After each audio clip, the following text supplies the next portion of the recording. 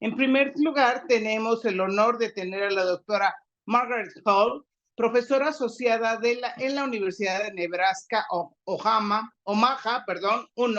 Anteriormente fue docente de la Universidad de Economía de Viena y en la Escuela de Informática Interdisciplinaria de la Organización de Naciones Unidas. Fue investigador en el Instituto de Tecnología de Karlsruhe, en donde completó su doctorado. Es editora asociada de la International Journal of Human Interaction, on Human-Computer Interaction. Sus investigaciones se centran en la afectación de la tecnología en el comportamiento y la sociedad. Su trabajo ha sido financiado por la Fundación Nacional de Ciencias, el Departamento de Seguridad Nacional de los Estados Unidos y Facebook Research. Ha publicado numerosos artículos como ACM, que me imagino que ACM va para Association for Computing Machinery, Transactions on Internet of Things, Sustainable and Renewable Energy Reviews, Artificial Intelligence Review, la conferencia ACM, que en este caso ya habíamos dicho es Association for Computing Machinery, sobre factores humanos en sistemas informáticos, y conferencia internacional AIS sobre sistemas de información. Sin más, let me introduce you, Dr. Margaret Hall, to your panel. Please remember you have 10 minutes. Thank you very much for your talk. Go ahead. And thank you both to Save Democracy, the distinguished panelists before me, but also everyone for allowing me to speak English to you. I'm so sorry. That's okay. I want to talk just a little bit about the information environment rather than going directly into the effects of social media or artificial intelligence, because I think that's really important to address to understand how it is that we got here in the first place. When you think about the advent of social media 20, 25 years ago, it was a promise. It was a promise to connect people, to engage with people, to harmonize users across time as well as space. So in essence, it was a global informational democracy, which has very similar goals to what we saw when the internet, or the consumer side of the internet, was introduced in the early 90s, right? But that's also what we're starting to see with artificial intelligence companies, especially generative AI. We're going to say these are global opportunity machines. Okay, great. Why are we talking about this then? In the preceding decades, it's been pretty clear that these digital systems aren't fulfilling those aspirational goals, even though they've objectively become more participatory, which should be a good thing. A flawed assumption about how people will use the internet, social media, generative AI is really our first failure point here. What we do, we plug in individuals into these digital technologies. We give them no guardrails. We give no support. We don't tell you how it is that you should maximize this utility. And we just say, go. This has proven insufficient. It's led us to what we see today. It's the context, the content, and the practices that we see now. We search for, we trust, and we use a mixture of information that ranges between very high and very low quality. And the silliest part is, already in the 1960s, we recognized this as a logical fallacy, that you don't actually have to understand how to use this digital system. You just have to know how to use it. That's crazy, right? Informed use requires insight into what it is that you're doing. So to understand this particular failure, it would be worthwhile to consider the internet or social media as a communication market, where information is like supply, attention is like demand.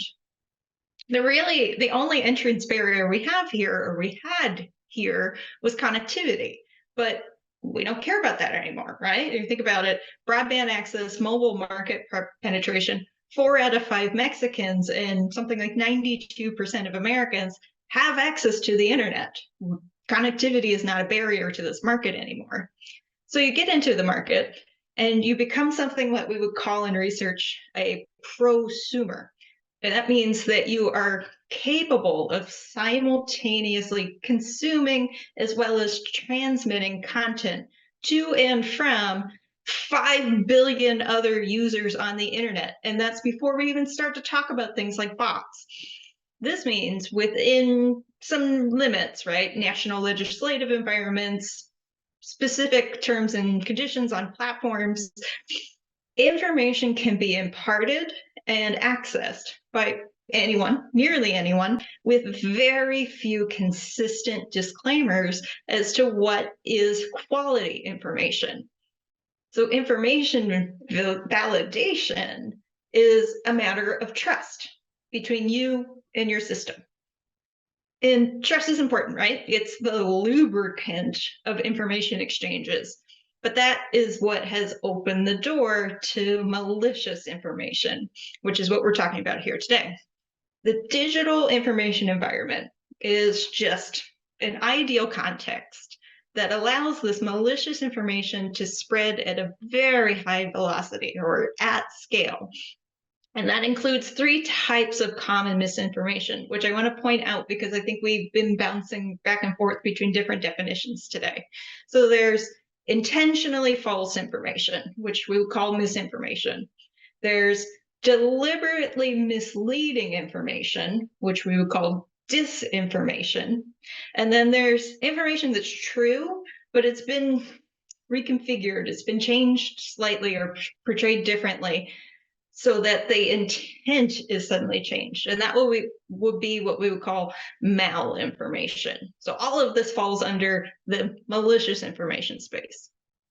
Now, at its theoretical basis, these types of communication markets, they're supposed to be stable. And that's because these types of communication exchanges only continue when you get better and I get better, right? When both sender and receiver are benefiting. And that's intuitive. You don't choose to keep doing things that make you overall worse off. So some basics of trial and error should be enough for you to distinguish what is a good outcome and what is a bad outcome, particularly if you have beliefs in mis, or disinformation. Which means, of course, low quality stuff that we see, phishing attacks on email or on elderly, should become extinct. These should not exist. But what? I'm still here, right? I'm still talking to you. If it were true, I wouldn't be doing that right now. What we actually see is that vulnerable users continue to place their trust in this variety of information sources, unknown and known, high quality and low quality digital sources. And then why becomes the important part. So I have a controversial thesis, which is misinformation, disinformation, and malinformation are actually solved problems. And technically speaking, that is actually very, very true. Strong bodies of research, but also strong bodies of practice into technological solutions for social media platforms in particular, like revoked access, network graph analytics on the one hand, but also filters, warnings, nudging users into different paths on the other, have proven to be very, very good at tackling this problem. And when we're thinking about things like hallucinations coming into the generative AI space, frankly, they'll become much more minor in the future because the training will get better. So then what's this actual problem? I propose that the problem is twofold. It's people, the users, and their demands to need to know everything, but also the lack of intervention from the platform side. So I'll explain that in my last 2.5 minutes. Whenever the internet, social media, now AI were introduced, it was supposed to be this democratizing force, right? It would improve and unify the global condition. But that was a hope for a global monoculture, which was always unrealistic because people are fundamentally heterogeneous. What traditionally held us together was what we call a shared reality. And that's really important. Shared realities are our cultural touchstones, right? It's a truth for a people, a place, and a time. It's the story we tell about us as well as them. And if you think that that's not so important, realize that, at least for the Mexican context, you have Spanish as your majority language, but you have 62 other indigenous cultures and languages recognized, and pulling all of that together to understand what it means to be Mexican or what it would mean to be American, right? That exists on the strength of a shared reality. And social media, iterative AI, can threaten this by enabling people to become unanchored from that shared reality. So they create what's called a bespoke reality or an individualized reality. And at the scale of the internet, it's very easy to do. The volume of information you can find on any topic, any perspective, it becomes self-reinforcing. You see so much of it, it must be true. That means the idea of what's true is also malleable, which is very dangerous because trust in shared realities can drop that way. We don't even agree anymore what is a high and a low quality information source. We don't know that we have a definition anymore of what malicious information is. And that all links back to that shared reality. So users demand entry and to keep these entry barriers low because they want to support their own access to consume and broadcast, no matter the quality, to and from 5 billion other global users who incidentally are now seen as much more alike in interest and beliefs than localized communities. So unintentionally, that global monoculture that we thought we were going to create of high quality information has become many smaller monocultures, which are increasingly pure. Sorry, that was my timer. Because we have this self-reinforcing diet of beliefs at scale. So it's really easy to see how who you previously thought was someone who shared your norms now defaults to the most outrageous explanation for any given thing. Can I have 1 extra minute to go into platform providers? All right. Yeah, thank you very much. You must conclude. Y no sé si quieran reaccionar a este diálogo que se generó en el chat mientras tú estabas dando tu plática. ¿Alguno de nuestros ponentes? Dr. Hall, any reaction? I think the most important thing to point out is that in so many ways we're giving evil eyes to companies because they are hosting all of this content that might change what otherwise could come to be. But we also have to remember that we're giving evil eyes to companies because they're doing their jobs, right? A company's foundational job is keeping shareholders happy, and they do that by keeping users happy. And if users want bad information, then they give them bad information, because if they don't, someone else will. That's the story of 8chan, if you're familiar with that website. But they're also at the same time ignoring that their business model is trafficking in radioactive material that is hidden in a sea of 30-second cat videos. So it's not really a wonder that, you know, the populace is as distrustful as it is right now. Trusting business to self-regulate in this case is, we've seen the result, right? Actually, we've seen this movie a couple of times and we keep going to watch it for some reason. We know it's not going to happen because the foundational assumptions are wrong. So we need to have the European Union style regulation, but we don't just need it in the European Union. China runs a lot of global traffic, and if China is not on board, right, none of this is going to change. And that's even much more important for the United States, because most of the global companies that run the way we understand the internet and social media and AI to work, they're based in Silicon Valley. If we can't get US on board, if we can't get China on board, right? No, we need a global response to this, and it needs to be enforceable, and it needs to make it equal competitiveness inside of that market. Thank you very much. Y bueno, para cerrar, paso el micrófono a Marcela Jiménez. Adelante, Marcela. Gracias, Miriam. Una última pregunta a este panel y es la misma que le he hecho al resto de las mesas.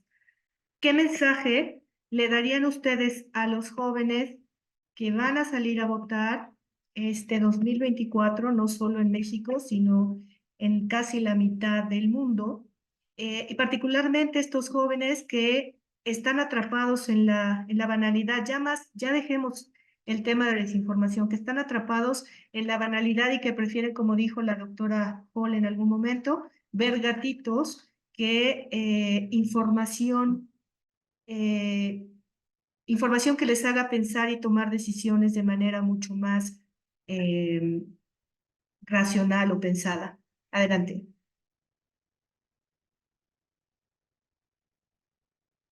¿Es una pregunta abierta?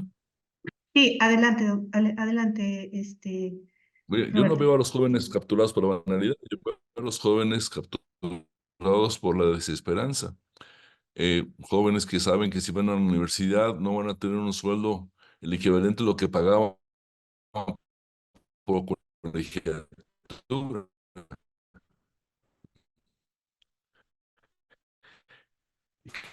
que van a tener que ir con sus padres a los 30 años. Un porcentaje buscando jóvenes señoras de 30 y tantos años que se comportan como adolescentes, porque es el espacio que se sienten cómodos. Y sí, la banalidad es parte de ese fenómeno, pero no la describe del todo, creo yo. Gracias, Roberto. ¿Alguien más quisiera participar? Bueno, de hecho, no sé si este mensaje se tendría que dirigir exclusivamente a jóvenes, ¿no? Creo que de manera más general deberíamos, pues, colectivamente tomar en cuenta que realmente quien tengamos como dirigente hace una diferencia. No hay que poner a los políticos en un mismo en la misma categoría y pues creo que en especial en Estados Unidos tuvimos una muestra de que pues, con un presidente u otro no vamos a estar al 100% satisfecho con ninguno de los dos, pero pues hay opciones que son por mucho preferibles a otras, ¿no? Entonces, pues digamos, tener los ojos abiertos acerca del impacto de las decisiones que tomamos en el ámbito electoral. Gracias, Barthelemy.